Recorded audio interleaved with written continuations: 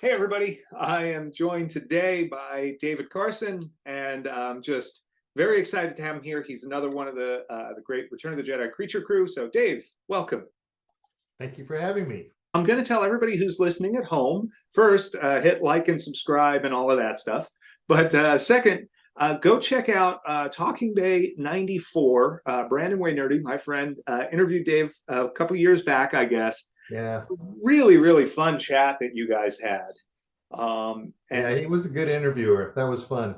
right, yeah, he's one of the best, and he you guys really did a lot of backstory there. It's great stuff. It's fascinating, but I don't want to keep Dave around forever today, so I'll say go check out what Brandon and him talked about first, and then we'll dive into our fun stuff. So the first thing though that I will ask about is I do remember you mentioning Cascade there. And Cascade.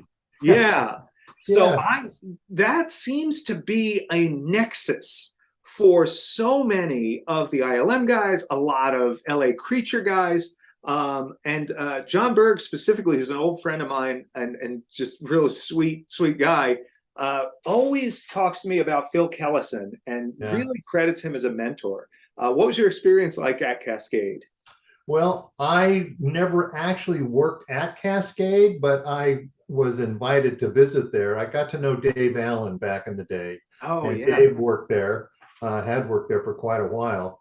And so Dave actually brought me in to build a foam core city of the future for a commercial they were doing. So I wasn't actually employed by Cascade, but I used to go by there, and that's where I first met Dennis Murin, Phil Tippett, Tommy Sanamon, all so many of those guys used to come and go and even work at Cascade. It was really the only visual effects going on pre-Star Wars.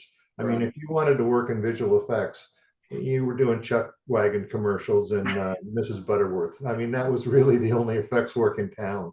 Somewhere there's a great photo of John Berg and Phil Tippett with the chess monsters and Mrs. Butterworth.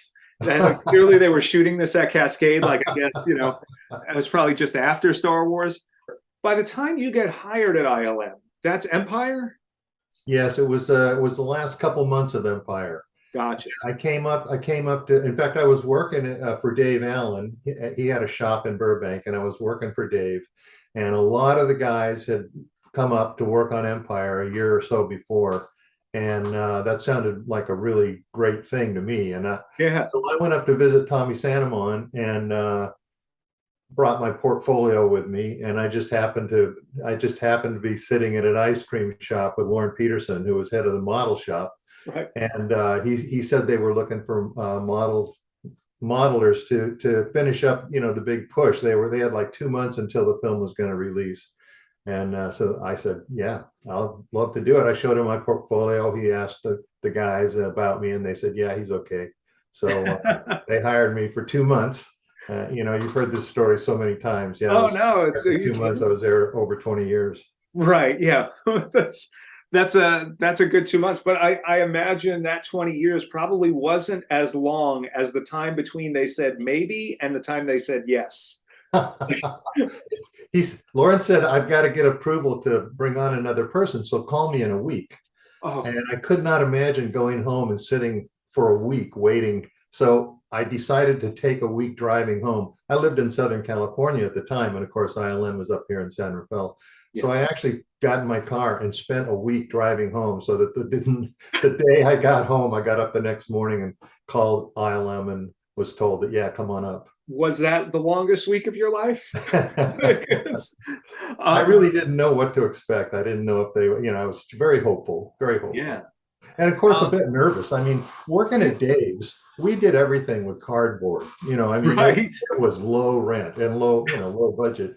And I was a little concerned that, what kind of fancy equipment and materials are these guys working with up at ILM? Am I going to be in over my head? So I was a little nervous about it, but Mhm. it wasn't a problem. It was all They plastic. were also working with cardboard and plastic and whatever, It was not unusual. yeah, whatever they could get their hands on and whatever worked for the shop. Yeah. Star Wars at this point is already a big deal. Was Yeah. it a big deal for you? Were you a fan? Yeah, I got interested in visual effects when I was about 8 years old through the films of Ray Harryhausen, like so many of us. Right. And so that was the world of visual effects that I knew. So this film came out called Star Wars. I knew of George Lucas because I really, really liked American Graffiti. I said, okay, the guy who did American Graffiti, I guess he's done a science fiction film. So I went to see it. Actually, I saw it like the week it opened in Century City. And I didn't know, I'd never heard of any of these guys before. Right. They came out of left field to me. And I sat there and watched that film, and I couldn't believe it. I had never seen anything like it. That opening shot where that ship comes in over, and it just keeps going and going and going. I mean, I remember driving home from seeing the movie, and my car is like a TIE fighter. Yeah, exactly. Yeah, right. Yeah. Right. So I I was a huge fan, and I would never, ever have guessed that I would be working on the sequel, less than maybe a year or two later. You were obviously well positioned because of your friends at Cascade, and that again, that nexus. Yeah. But it is really incredible to go from like, oh man, this film is amazing, to what, there's a sequel and I'm working on it. Yeah. And I had to move up here to San Rafael. It was a big change in my life, and but it's great. Sorry, how old were you at that point? I think I was about 28. Wow. I was one of the older guys there. I mean, I think I was around 28, and I was one of the oldest guys there. That's saying something. Yeah. At what point? So, okay, you're brought on to do model stuff. I'm going to flash forward a bit to get us to the Jedi creature shop. How do you wind up in the creature shop?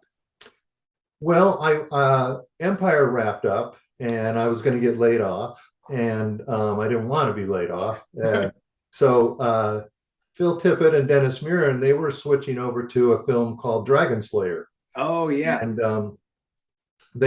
Phil was still finishing some shots of the Tauntaun for Empire, and he needed to do some dragon sculptures of some maquettes of what the dragon would look like. And he didn't have time he could rough it in or do a sketch, but he needed somebody to actually do the pushing the clay around. And they hired a guy from San Francisco, and he didn't work out. And so when I found out, I said, hey, I used to sculpt. Remember the sculptures I did down at Dave's place? And they didn't remember them. They said, well, sculpt something up for us and bring it in. So I sculpted half of an alligator. I figured I didn't need to do both sides. They'd get the idea. So I sculpted this half an alligator, and I brought it in, and they go, great, you're hired. So I went on to Dragon Slayer. And most of the facility, half of them went on to Dragon Slayer, half of them went on to Raiders. Right. And so that's pretty much how ILM, for a year or two, we were probably on that. And I think then we went right from Dragon Slayer onto Jedi. And the first thing I remember is that Phil said we need to sculpt maquettes for potential creature designs. Yeah. And Phil had read the script, but no one else, none of the rest of us had. It wasn't really available yet. Yeah. And so he just described that there's this Jabba's palace, and there's all these creatures. It's like the Cantina sequence, but bigger. Right. And so it was kind of pie in the sky, just whatever you want to sculpt, make up something, sculpt it. And about once every week or two, George would come by and look at the maquettes we had done, and the ones he liked, he'd put a red sticker on them. And we would then start building those ones for real. It's such a great way to work when you're afforded that. Everything is usually so tight and designed by committee, and you're handed something. Like, it really is nice to be able to dream, for lack of. I mean, most of what we designed was rejected. I mean, but we had a luxurious amount of time. I just remember going to work every day and just making up stuff in clay. Yeah, it was not usually how it's done. Right. Had your paths crossed with Chris Wayless at this point through Dragon Slayer or Raiders? Yes, of course. Chris came in, and he started doing all kinds of. Chris had his own shop. I think he already had his own shop at that time, but he came into ILM, and he made a large, like a hand puppet version of the dragon's head, which was used for some shots. And then he also did the melting people at the end. Right. So he was bouncing back and forth, and I think he also did he did a bunch of the maquettes also. Yeah. It's funny, we actually restored that giant. It was like 8 feet Oh, long, really? that dragon head. That was that one, not the not the more animatronic one, but like Right. kind of a little more old school. But they were able to do more with it because of that. Yeah, yeah. Danny Lee down at Disney, he headed up the construction of the full-size mechanical one. And, it's just like all mechanical stuff. It was unwieldy. It was Yep. so big. Yeah. And I think Ken Ralston ended up shooting. Ken went over to England to help them try and improve the quality of the shots they were getting. And I think they ended up doing a lot of the stuff in reverse. They shot some of the things Oh, so that yeah. so you didn't see that lagging of trying to get Yeah. Yeah. that big Yeah. and heavy.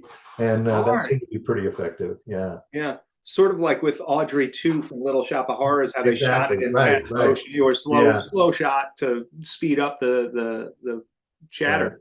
Um, so in that shop, it's funny, Ken, that you mentioned Ken too, because he's someone I always think of as visual effects and shooting, and then I find out, he had done a bunch of the maquettes as well for Jedi. Yeah, And yeah. Even Joe Johnson did some. yeah, Everybody was invited, I think. it's been such a great process just figuring all this stuff out. I gotta say, it's been a lot of fun. I have to say, just a big thanks to you. Like so many of the crew, you have been very helpful in us, really getting into the nitty gritty and figuring out who sculpted what. And It was so long ago. Well, I guess it was a little over 40 years. So yeah, it's been really hard to remember exactly who did the maquette and who did the full size and who did the fabrication. But with the help of a lot of other people, I think we've narrowed down some of that. it's funny. We're down to, I mean, out of about 90 maquettes from Jedi, I think there's only about 8 or 10 that we don't know Wow. who did, which is just Wow. insane. Like that's amazing. But yeah, thank you so much for that. So after the maquette process, or even during, what was that shop like? You've got Phil, you had Kirk Thatcher as I assume a child. You had He's still a Judy. child. Yeah. Oh, 100%. Oh, you know him. Yeah. I just saw him the other day. Oh, Yeah. he's very, very fun to be around. But yeah, you had Judy Elkins, you had Gene Lauren. Right. Was Tom Well, Sanamon? we started. It was still we. There was a room upstairs at ILM where Mhm. we did all the Dragon Slayer casting and molding and stuff, and we called it the rubber room. And when we first started on Jedi, we started in the rubber room, Mhm. but it was obviously not going to be big enough to handle the space we would need to start constructing full-size creatures, and we needed a large oven to bake the shram foam and all that. So they rented a space there was an industrial building next to ILM, and they rented a space over there. So we moved over there, and we were there for over a year, I think. Yeah. Designing and then building these creatures and then shipping them off to England. And what was the atmosphere like there? Well, it was like the atmosphere throughout my time at ILM. It was a combination of fun and pressure. There's only so much time, and Yeah. we were lucky to be working on a film that we knew the world was waiting to see. Yeah. And so you want it to be good, and you've only got so much time, but at the same time, we had a lot of fun. Yeah. So I do see the bass in the background. I think I see some keys too. Is music a creative outlet for you? Is that something that's been constant in your life? Off and on. It's never been a main focus, but it's something I enjoy, and it's not unusual. A lot of people at ILM. It's really interesting how many people at ILM have a guitar by their desk or Right. are into music at some level. I think it's just a lot of artists and a lot of programmers seem to that Hmm. nexus between music and math and art seems to strike a lot of people. But It is like a weird crossover. The math yeah. element of it is a strange I thing to say, I played guitar. I played guitar for years. Never got very good. My fingers don't work the way they used to, so I kind of had to give up the standard guitar. But a couple guys that I used to play with, they said, "Hey, why don't you try the bass?" So I have switched over to the bass, and I'm having a lot of fun with that. I just played bass with Joe Johnson last night. We had a good time. Actually, he's on the road right now. But anyway, so That's that's outstanding. something I do enjoy doing. No doubt. I believe it was Judy that said that you and Phil provided the soundtrack for the shop. And it was everything from movies to Motown, I believe she Oh, said. interesting. I hadn't remembered that. I have no recollection of that, but I'm sure she's right. But I will ask this then: what do you think is the best music to sculpt monsters by? I probably movie soundtracks. Yeah. Everything from Eric Korngold from the 30s to John Williams stuff I like. I mean, there's so many great movie music composers. I enjoy a lot of them. Yeah. Yeah, I always feel like King Kong or like the Creature from the Black Lagoon soundtrack is a Yeah, pretty all good that one. stuff. And You know? so much of that stuff's available in pretty high quality, Yeah. most of it re-recorded, but still, I mean, even the Valley of Gwangi soundtrack, I love that soundtrack. There's just a bunch of them, a handful that I throw on. I never, I've never really thought about that as a soundtrack. Like I know the movie, but I've never Yeah.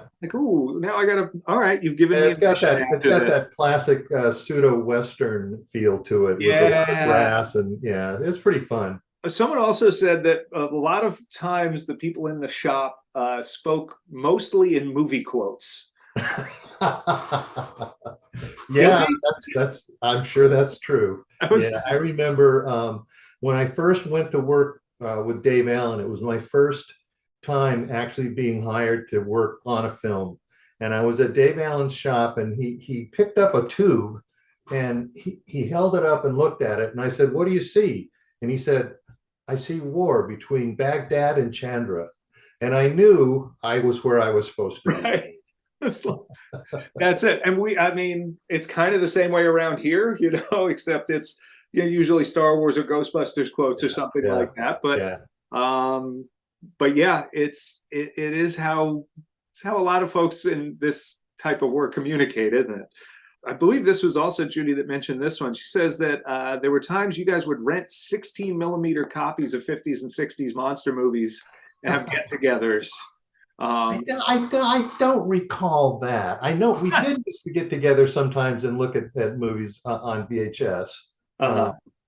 whatever we might have. Right. Yeah. We would Yeah. socialize. We would work all week together, and then we would still get together on weekends sometimes and socialize. Yeah. Was it like I mean, is it a family at that point in a weird way?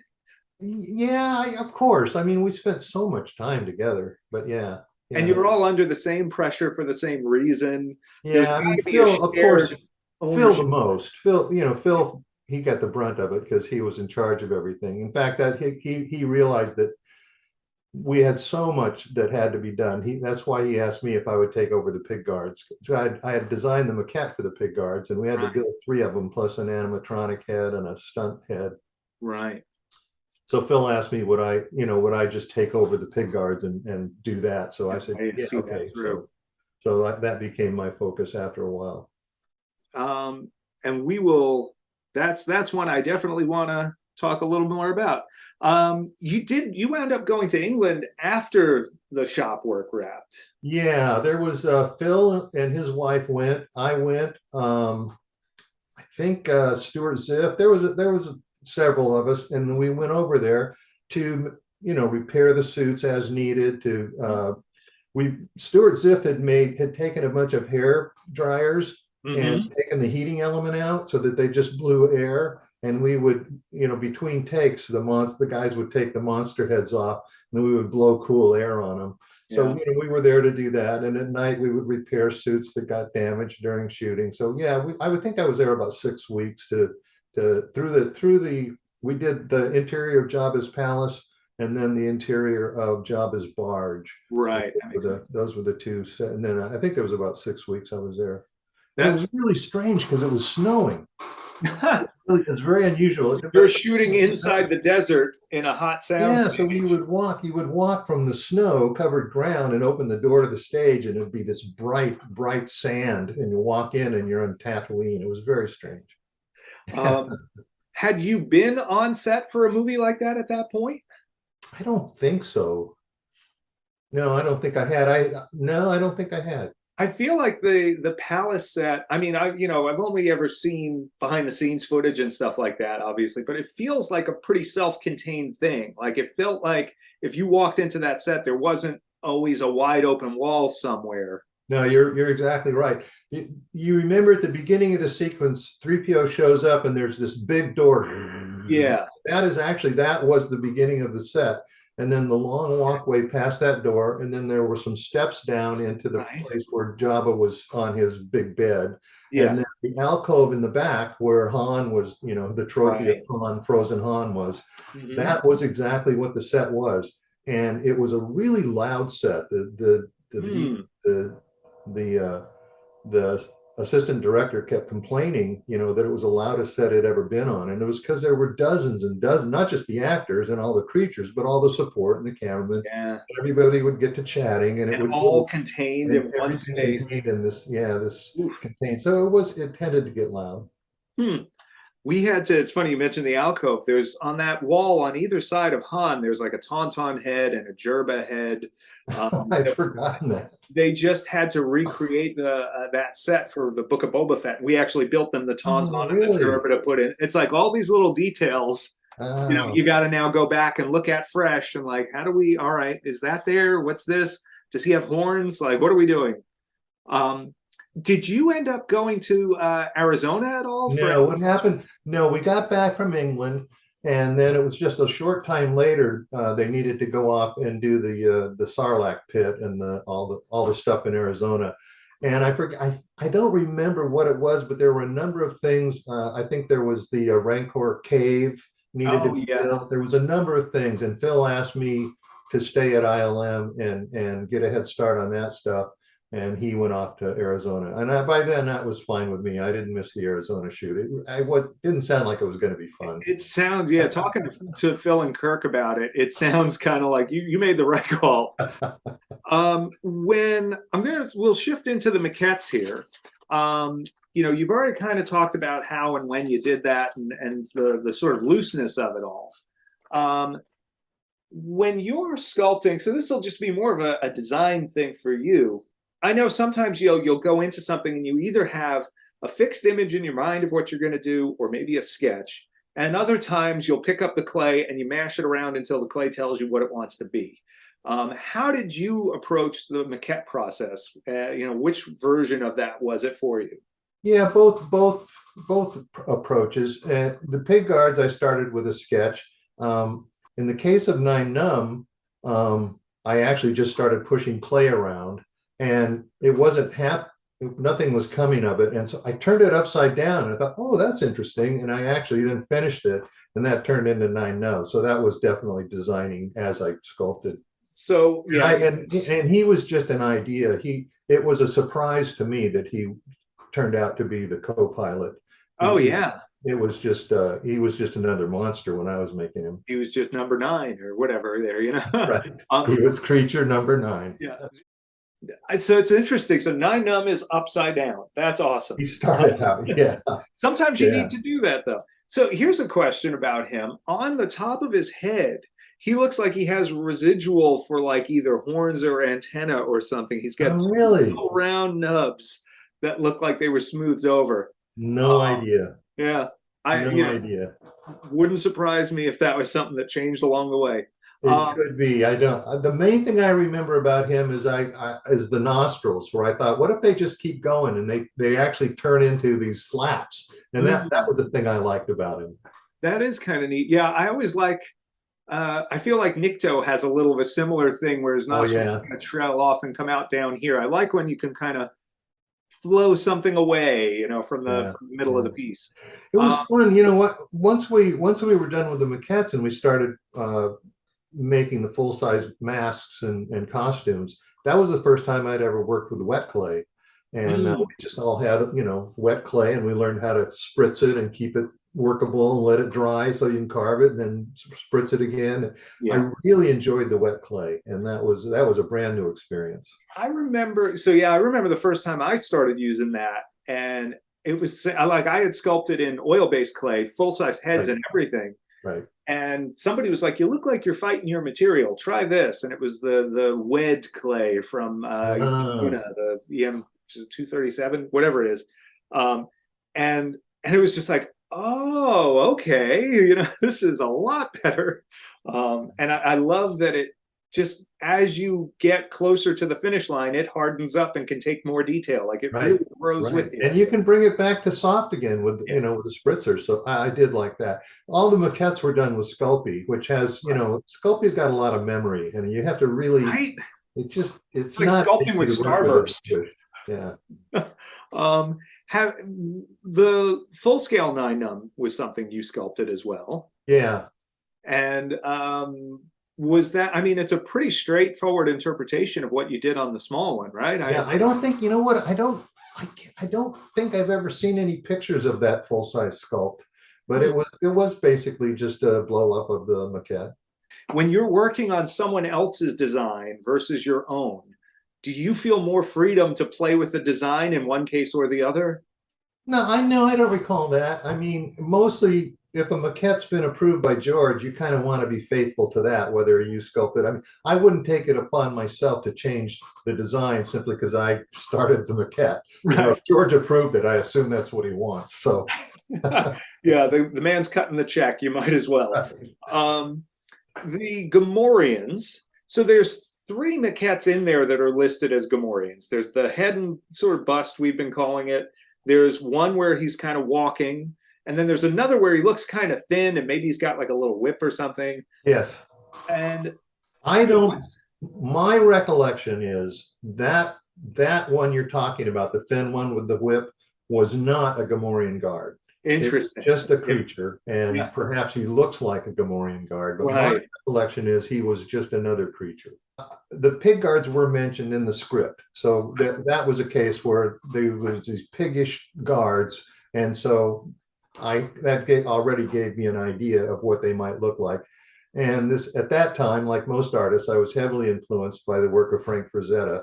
I kind of imagined a Frank Frazetta pig guard, and I can really see that in that first bust, the kind of more troll. Right. I did the head first, and George liked that. And I don't know if I did the full figure on my own or if he requested it. But so in that case, I started with the several sketches and then did the maquette. Kirk Thatcher once said that he thought when you were sculpting the full size on the Gamorrean, he said he looks friendlier than the bust. And that you told him it would make a better toy. Was that you, or did George say that? Because that sounds a little like George too. I don't recall that. It's possible. My stuff tends to look friendly. It is, I do skew towards Disney. It's hard for me not to. It isn't. I mean, even the full size is a neat sculpt. When we say full size, I think it's important that people realize full size is huge on those Gamorrean heads. Like, they were big. Not, like it's massive. And the arms had extensions. The hands were thick so that proportionately they were the right length. Yeah. So the actors just were holding wooden handles with opposable hands on the end. I love that overall design, head to toe of the final execution of it. I feel like it does a really good job of breaking the human form. I feel like it just has a mass to it and a weight. I gave him those really big feet with the sandals, They look like tennis shoes in them. Yeah, they look like they've already, like stretch and squash. They've already got the squash, on the full scale sculpts, you had so I'm sure you did some basic static masks, but then you had to accommodate mechs. Had you worked with that before? Did that inform or change what you were doing on any of the sculpts for that? I don't think so. You're talking about the articulated stuff? Like the moving nose and things. Yeah. I had nothing to do with that. I mean, they used the same mold. In the case of the pig guard, they used the same mold. They cast it in SRAM rather than urethane. Right. So that it was easier, flexible, foam latex rather than polyfoam. I watched them build it, but it didn't really affect me that much. They made it from the same molds, and then we did a head that was completely rubber because the main ones had plastic horns and plastic teeth and eyes, and we did one head that was all rubber for the stunt guy when he falls down.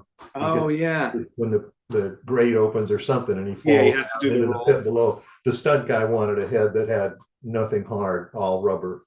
So that smart guy. Yeah. There's one in there that always jumps out at us when we look at this. It looks like a samurai wolfman. I'm looking at the picture of it.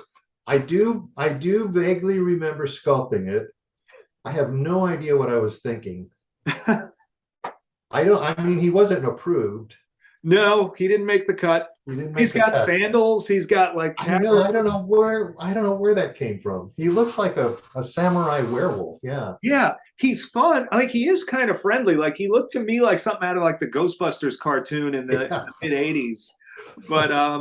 But yeah, it was definitely out of all of the ones in there. So there's a lot of weird things in those maquettes. And most of those are things Phil did. But like Phil's are weird because they're disturbing. And then there's this is just weird on its own. Yeah. But it's a fun one, and it is kind of, I think it's indicative of that free hand you guys had. Well, after a while, it was hard to come up with something different. I mean, you have your inclination. It's easy the first week, but after a while, you have to really, okay, what can I do? What can I? And I don't remember if I looked at pictures or, well, I have no idea what led to that guy. It's a nice pose. It is, yeah.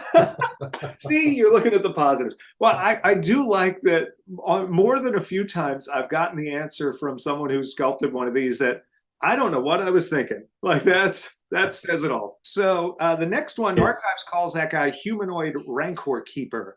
Is that what he was? Yeah, I noticed he's got like a little shock prod or something. Like he's got like a coiled wire going through it. Yeah. But I can't, that rings a bell. Any other thoughts on him looking at him? I had completely forgotten him until I saw the picture a while back. So I remember nothing about him. Is there I feel like at one point you told me that looks like my not style or something along those words. It definitely, I mean, I definitely recognize that as something I would have sculpted. Yeah. Yeah. Do you feel like you have a style in general? I do not. Yeah. I do not feel like I have a style. Do you feel that's helped you in a career where you've got to merge into different movies and themes? I don't know. I would have preferred to have had a style, but it just is what it is. Number 7 there is the one that they attribute to being Barada. I think that's where Barada came from. Yeah. There is some similarity to that other, quote, Gamorrean or whatever they, probably some bridge in between there experimenting. Are those the bigger ones? Are those sculpted over like those little artist wood figures? I can't remember if it was just an aluminum armature or Barbie. I have no idea, but there is something definitely under there that's not sculpted. Well, we'll jump right to the next one because I think this was another one that you tried to. This one, you showed me this picture, and I have the vaguest memory of sculpting it, and of course the question arises immediately: why? Right. What would this? And I keep thinking about it, and obviously it's the alien from Close Encounters, and I kind of remember George saying it might be kind of, because he had the idea that there was going to be this creature that was light, and it would walk around in the palace, and all you would see is this glowing light. And we actually shot a plate on for it. It was never used. Was that with Peter Diamond in like a suit of light bulbs? Exactly. And everybody stood very still. The director goes, okay, this is going to be a VistaVision shot, so everybody has to stand perfectly still, which made no sense at all. But I wasn't going to point out that he was right. But the camera has to stay still. Right. So this guy walked around the set with all these light bulbs. And I kind of wonder if George was thinking maybe that guy would look like Steven's Close Encounter guy. Maybe. I don't know. I can't imagine why I would have sculpted the Close Encounter guy, but I did, obviously. What's funny is like I look back, there's a Smithsonian magazine from the 90s, and like, whoop, there he is, right on the cover. Is he on that cover? Yeah, like so his moment of fame. That's right. Yes. Yeah, he's got his moment in the sun. He is, but he's another one that's friendly. I'll give you that. Maybe you do have a style. Maybe being friendly is your style. Yeah, yeah, Um, the Blue Bird Lady. yeah. I think that was just a misguided attempt to try something different. Well, it's different. Judy said that It looks she, very Las Vegas. it does, yeah. So she did a bird lady as well. She did the one with the two head tails, and it's a very bent back kind of pose, this brown lady, but Oh, she's got feathers along her sides and her torso. And she said at some point George asked for a bird lady. So I wonder if that oh, isn't, all right. Well, then I'm exonerated. that's right. It's his fault, not yours. Um, I love this next one. That was my take on Bib Fortuna. Yeah, he looks very much like a sorcerer. Yeah, yeah, yeah. It's like he's holding a wand, or I thought it looked Yeah, like a riding crop almost, or something. yeah. Um, did you intentionally put, like, so you have a Gamorrean's got an axe, the other guy's got a whip, the guy's got a prod, this guy's got a wand. Like, I don't know. I think props help. I yeah. think they help. Did they Yeah, just like add layers of character or something, or just yeah. It's just imply some yeah. It's just story? part of the costume. Yeah. Yeah, I think the bib one has, it's just like a ton of character to it. Like he is up to something when you look at his face. And like it's a small, like, I mean, he's a decent size, but his head is small. Like I so much of it is in the hunch and the pose and the Mm. turn. How much thought did you put into that kind of thing when you're doing a sculpt like that? How do you get that emotion out of it? Man, I don't know. Because we would usually sculpt over an armature, over just an aluminum wire armature. So you have to give some thought ahead of time before you even start as to what the pose is. But I don't recall where this pose came from. I like it too, but Yeah, I don't remember. it definitely speaks to a certain level of honestly, it does. I want to say style, but there's people who can sculpt creatures, and then there are people who can sculpt characters. And this is a character, and that's actually, to me, that's a higher level. That's a compliment. Um, Well, thanks. Next up, Hoover. um, I have nothing to say about Hoover. oh no, poor Hoover. So they built him full size though. So Yeah, they did. I can't remember. Did he was he on screen ever? I don't remember. he never made it on screen. Just Judy as built him. well. So Judy Elkins built the life size, fabricated him, Yeah, I do recall that. and he does still exist today. He is in the Yeah, he went to archives. England. I know he was over there on the set, but I don't think he Yeah, was in I France. don't think they ever used him, but he did ultimately get a wig at some point. I don't know when. It's just weird shaggy beige wig, Really? like some Mongolian shag hair or something. And I he's still got it, and now because he's in the archives, it will forever be enshrined Oh, as man. Hoover in a wig. Okay. The last one, so this one, I don't know if I don't have an image I can share of this because it's from the Lucasfilm Image Archives, and I'm not able to share it. I But see. I'll describe it to our audience. We were going through old photos just recently and discovered a shelf of maquettes in the background of one photo, and in it is a guy riding what looks very much like a brontosaurus. Yeah. Um, and it turns out that was yours. What's the Yeah. story It's a with guy him? riding a bron. A kind of a cross between a brontosaurus and a dragon, maybe. It's Yeah, yeah, very brontosaurus-like. I think he's not actually standing. It's the bron. Is it? yeah. It's He looks like he's as if the laying guy down. has just climbed on. And as Gotcha. I recall, the guy had kind of a little bit of an elephant snout, Yeah. and he had blue pants with a yellow stripe, like a cavalry would wear. Mm. And he had a hip holster, with a pistol. And I don't know what I was thinking, but I just thought he was cool. So I put him in with that week's batch of stuff. And George looked at it and said, well, I can't approve that one. It'd be too expensive, but I'd like to have it for my desk. So I bought a little plexiglass case and put that in it. And there are a couple of times I was up at George's office and it was on the desk behind him. Is that, would you say that's a higher praise than getting approved for the movie? Well, I was flattered, that's for sure. That's excellent. Well, it is not in the archives right now, so it's very likely, it's still on George's desk somewhere, and I think that's pretty cool. This has all been the small scale stuff, all the maquettes. Now we'll move to you're starting to bring these to life large. You sculpted the full size Klaatu based on Ken Ralston's maquette. Very lizardy, lots of texture. I would imagine you had to spend a lot of time sculpting in all those scales. Yeah, I think obviously we were thinking of this guy particularly for the desert. Yeah, he looks very desiccated and just, not quite as much as Ken's Weequay, but similar. Like he clearly was pushing in that direction.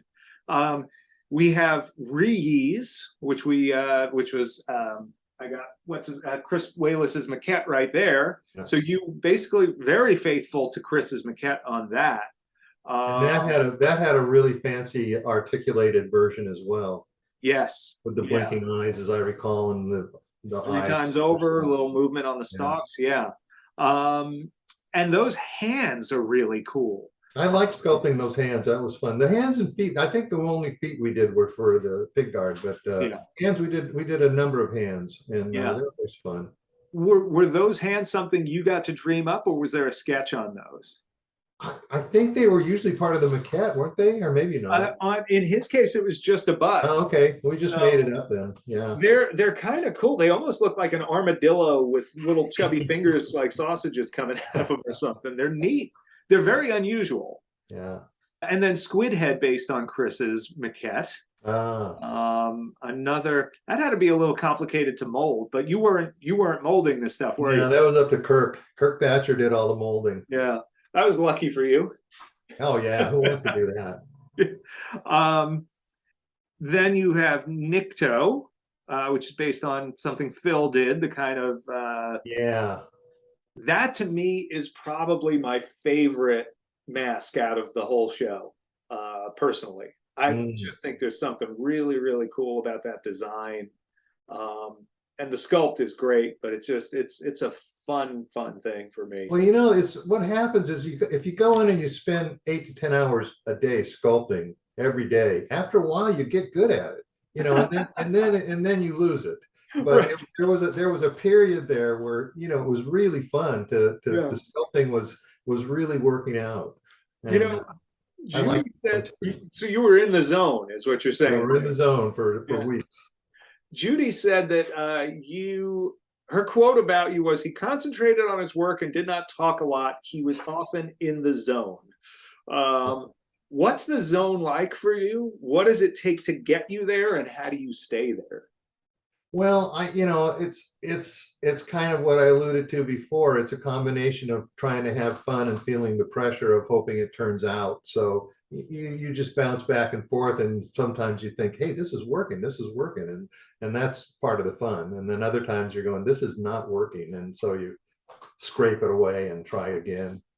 Do you ever have that feeling? I know there are often times where I will go to sculpt something and I start, and especially with wet clay where it's very loose when you're starting, and sometimes I'm trying to get ahead of it and I just feel like, did I forget how to do this? Like, I'm not good at this. Maybe I should stop. And then I was like, no, just wait a little while. And that, to me, that phase is always between the block in and the details. Yes. The block in is pretty like what you're doing, and then the details you know what you're doing, and it's that in between, trying to get from block in firm to up the medium shapes and the tiny shapes. Yeah, that's where I think I stumble, and where you start to wonder and start over.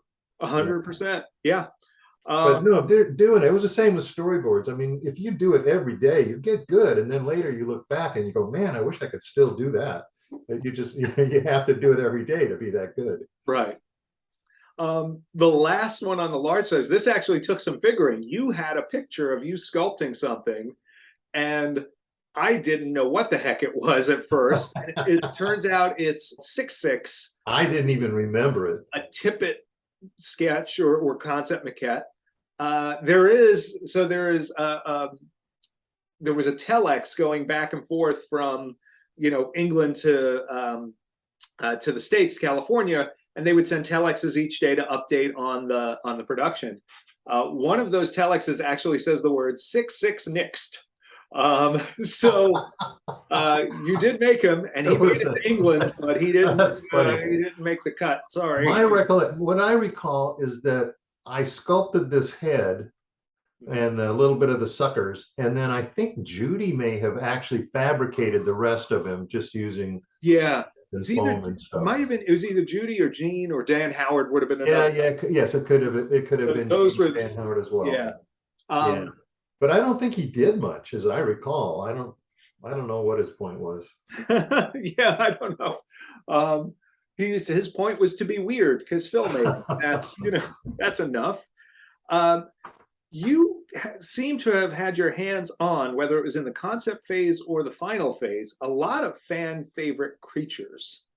What do you think makes a good monster?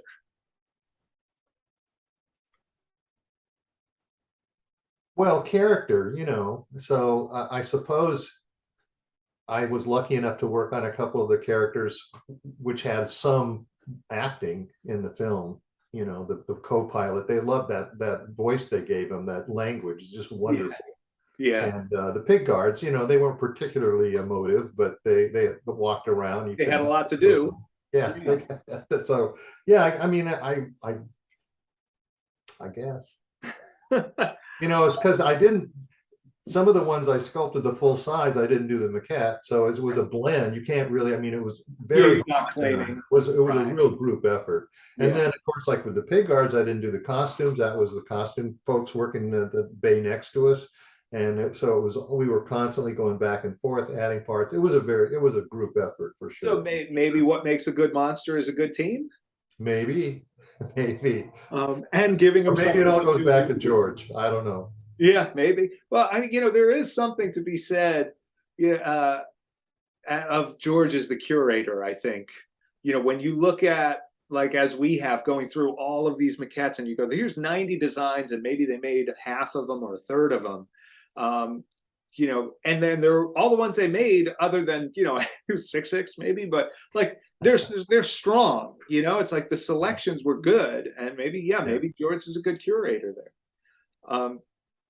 I do see the Disneyland print behind you, the map. That's a Peter Ellen shot. I love it. I'd be mad at myself if I didn't ask you about Star Tours. Star Tours. Got to work on that. Well, I was always such a fan of Disneyland. I grew up in Southern California, and I think I was 8 years old the first time I went. It had only been open a year or so. I've just always loved Disneyland, so it was a real break for me to get involved with Star Tours and work with the guys at WED and go down to Disneyland and help get that ride formed and be kind of behind the scenes like that. It was really a treat. It's one of my favorite rides. I remember, so I'm East Coast, so Florida was my Disneyland. Right. We'd go every few years with the family, we'd drive down. But I remember when Star Tours opened there at the Studios Park, I was blown away by that ride. This was suddenly you were riding that, you were talking about driving home and pretending you're the Star Destroyer coming over, or the ship, the TIE fighter. Like suddenly that's what you're doing. Yeah.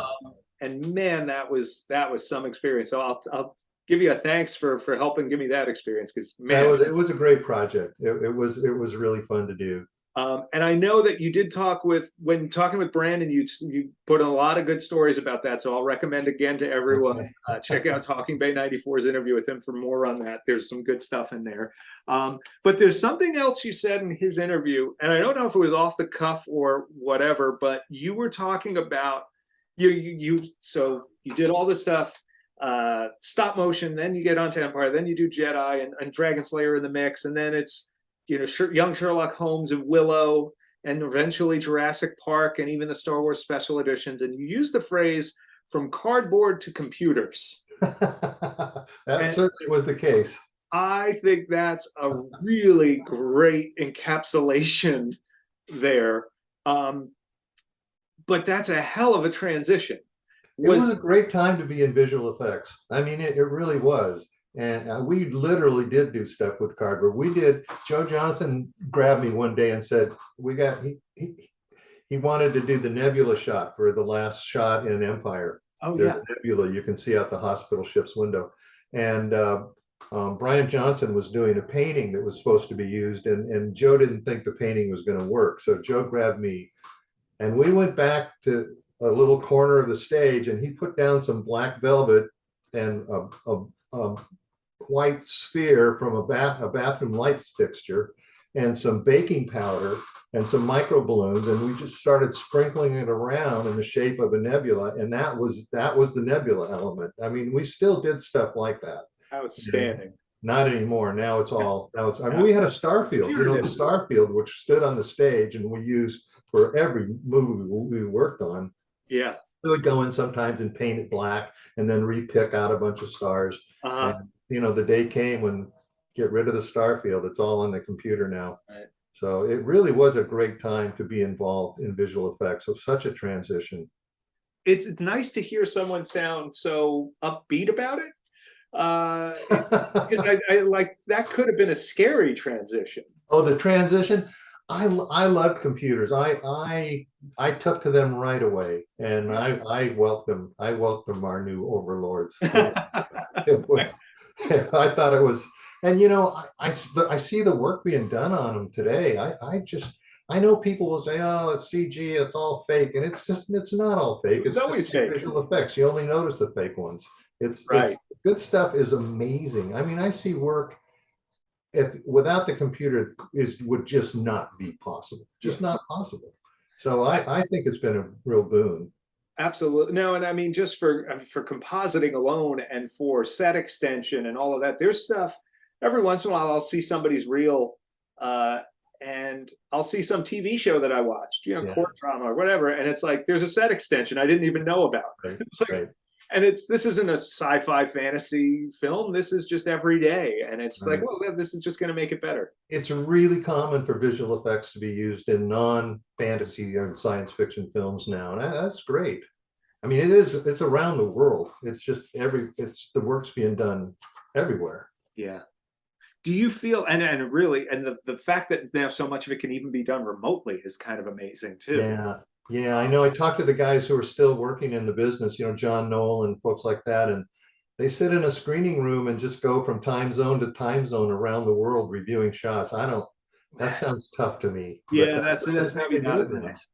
We've been now going back, and again, I just owe you and Kirk and Judy and Phil and Chris and Ken and everybody who was a part of that old shoot a couple of debts of thanks. One, for inspiring me to get into making monsters, because watching you guys in the behind the scenes things totally made me, as a 10-year-old kid, pick up clay and actually start doing this. So really, thank you for that. And then also for just all the help in helping us identify stuff and figure out what was going on back then. How has it been for you to revisit this stuff? Well, it's fun. I mean, I remember all those times very fondly. I occasionally will still go back to the old ILM for some event or other. It's no longer ILM, but the facility, the stage is still there, and we occasionally will have get-togethers. And it's very kind of fun to be back on the stage, or to, like, you sent these pictures, and I did not remember a lot of those creatures. And it's like, oh yeah, that guy. So I've really enjoyed it. It's really fun to. That stuff wasn't just all lost to history. I mean, that's the beauty of working on a film that's as big as the Star Wars movies, is the stuff gets kept, it gets curated. Yeah. Other films, it gets thrown out and forgotten. So that's nice. And and now, not just that it's not getting thrown out, but now there are collectors out there who say, oh, we're giving them the chance. We're going in and scanning and doing things like that so that they now have a chance to have their copy of it. And there's, for every one of these, hundreds of people out there that want to bring that piece of your art home. How does that feel? That's great. I really look forward to seeing it. I really look forward to seeing what you guys are doing. Me too. Similar to that computer sort of explosion and transition, you were doing creature effects in the early 80s. So this is like 81. This is right when Rick Baker's winning the first Academy Award for American Werewolf in London. It's Right, when Rob Bottin's doing The Howling. It's when right. you have Chris Tucker doing his stuff for The Elephant Man and all of that. The Thing coming up very right on the heels of it. That's an explosion of its own. Right. Did you feel that at all? Did you Well, feel I was aware of it and impressed by it. It was a leap forward to the kind of work that had been done previous. And those guys were really pushing the envelope, Rick and Rob especially, just doing stuff with a combination of prosthetics and mechanics that was really amazing. And I wasn't involved in any of that, but it was really fun to watch and see them. I do you worked with feel both of them at different times. And it feels like you guys almost were riding the wave, so to speak, with Jedi, because a lot of that animatronic stuff was getting pulled in. yeah, But yeah. on the other side of it, it's just down to the creatures and the characters. Yeah. Well, it was, visual effects was really almost dead before Star Wars. The studios had cut all of the effects departments out. There were very few effects heavy films being made, and the ones that were using pretty old technology. And so Star Wars just rekindled everything and brought all these young people into the field, burning to try new things and talented people. And I was really lucky to just join them and be part of all that. But yeah, it was happening, and the work that we were doing and the makeup effects that you're talking about, and just everywhere. I mean, the Stan Winston stuff. I mean, Oh everybody yeah, was pushing an envelope because there were budgets that just no one had before. right. But because of Star Wars being so successful, the studios were willing to spend more so that meant people could be a little bit more bold in what they proposed. And yeah, it was a real boon, a Yeah. real golden time. Well, yeah. I mean, you were lucky for it. We were lucky for you, and everybody else who contributed to that. Continuing on with that thought, with the advent of computers, they've, obviously gobbled up model work, they've gobbled up compositing, and they've gobbled up a portion of creature work, not quite all of it yet. And Uh, not all modeling either. yeah, There's is there still still? models being built, because you can light a model in the sun and you just get you get free lighting It's that free, the yeah. computer struggles with. Do Yeah. you feel practical effects still have a place, and if so, why do they endure?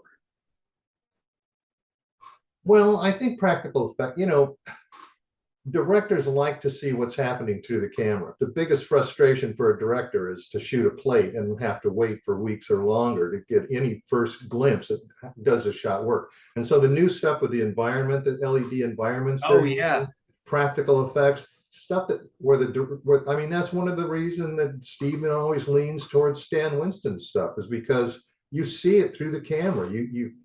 You call cut, you do it again, you go, I got the shot, and you move on. And right. visual effects is not like that, at least composited effects. The introduction of the volume and the fact that now you do the effects ahead of time and then they are there on set, it is a game changer. It's wild. Yeah. And it's a blending. There's now a blending between practical effects and visual effects because And they're in, all happening right on the set. and in a lot of those shows, they're building practical elements leading into the volume wall, and they're Yeah. using practical creatures within. I've been really impressed with what I've seen on that stuff too. There's shots there again where I'm like, oh, I guess they went outside and set that up somewhere. It's like, nope, that was the volume. Right, right. Yeah, no, it's a brave new world. Yeah, for sure. Uh, do you still make art? Not too much. I do build models in the computer and paint them. And That counts. I do. I do programming occasionally. I really enjoy spending time on the computer doing models and things that I enjoy. So that's kind of my artistic outlet these days. I will say, as somebody who has done both a little bit of digital and a lot of practical, and we have folks in house that do more digital than I do. It is nice to have an undo button when you're sculpting. Oh man, when you use real media, and there's no undo. Oh, it's so frustrating. Like you literally, I've reached for the Command Z every once in a while. Oh, Right, nuts! You know, right. this is real clay. Yeah.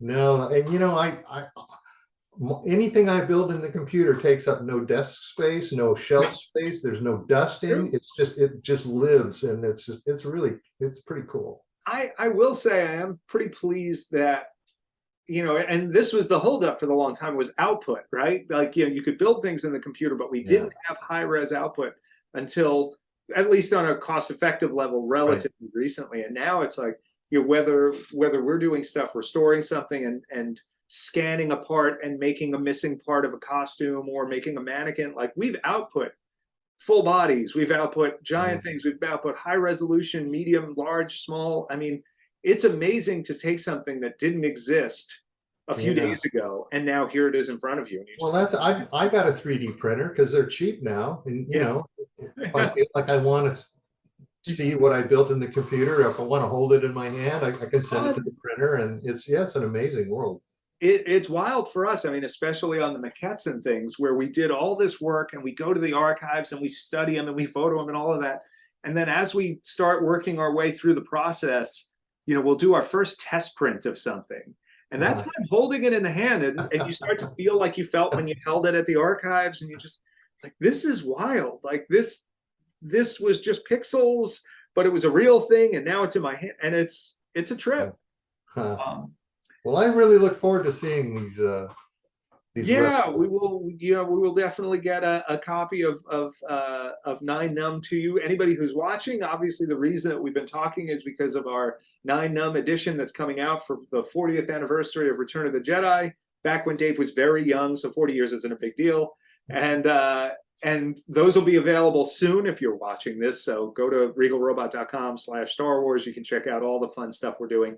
Um, I'll ask one last question, because you did say you're still making art, even though you tried to weasel around that. Do you feel artists ever retire?